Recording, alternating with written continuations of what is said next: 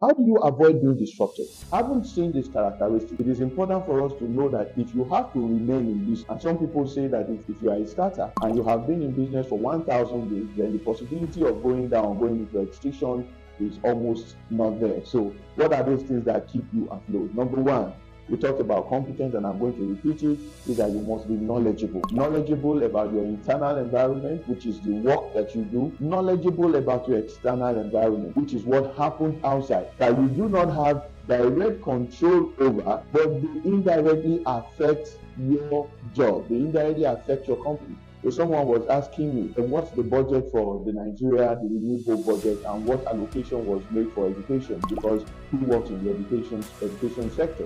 And I was shocked that he didn't even know. So you need to understand, because every policy that the government made, directly or indirectly, has a way of affecting your business. Knowledge is very key. The other thing that is key that will avoid you from being disrupted as an entrepreneur is that relationship management. You must be, in fact, you are the number one relationship manager of your firm. Keep that in mind. You are the number one customer service manager of your business. You are the number one business development manager of your business. You are the number one chief marketer of your business. And in every of these, it has to do with relationship management. Don't forget, that it's not just about selling that makes relationship management important, but by keeping the relationship that will translate into value. And so you can do that internally with your staff when they know you and they have a good relationship with you. Don't forget that we mentioned about integrity, honesty, and trust as a character that you must have. People will learn to relate with you, and then you begin to grow what I call covenantal relationships. They are much more important for you as a CEO than contractual relationship.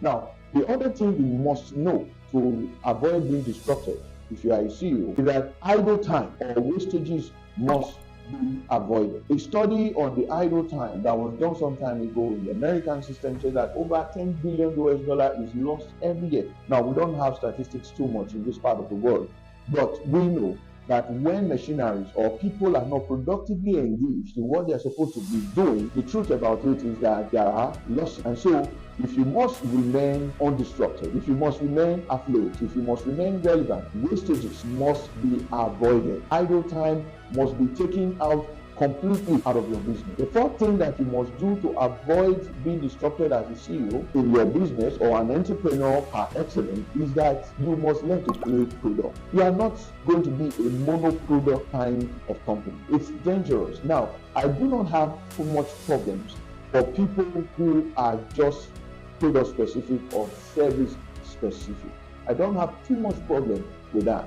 But if you play in the business atmosphere or environment in this part of the country, then you will probably have come to understand what horizontal and vertical integration with businesses are. This helps you to understand the value chain associated with your business. If you understand the value chain associated with your business, your core product can create a potential product. The potential product can create an expected product in such a way that you are not dependent on just one product or service, because over a period of time, some certain changes could happen.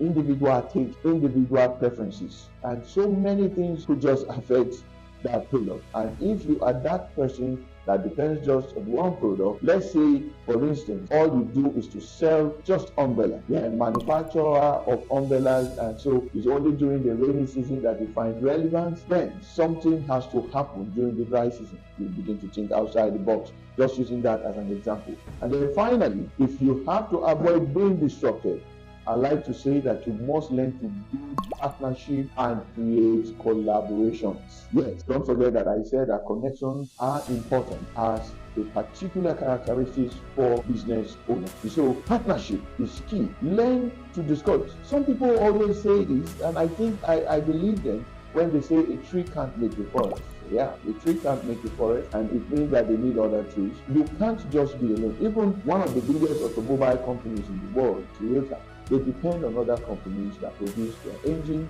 Some other companies produce their seats. Some other companies produce their, different parts of the car. And so they come together to form a Toyota product that is eventually sold to you and me. So why would you not be able to do collaboration? Just like I said in the previous point, you must learn to connect with the dots, either vertically or horizontally. And once you begin to do that, the truth about it is that no matter what happens, irrespective of what the shape of the economy takes, that business may be shaking, but it will certainly not go into extinction. My name is Dr. Festus Elewe.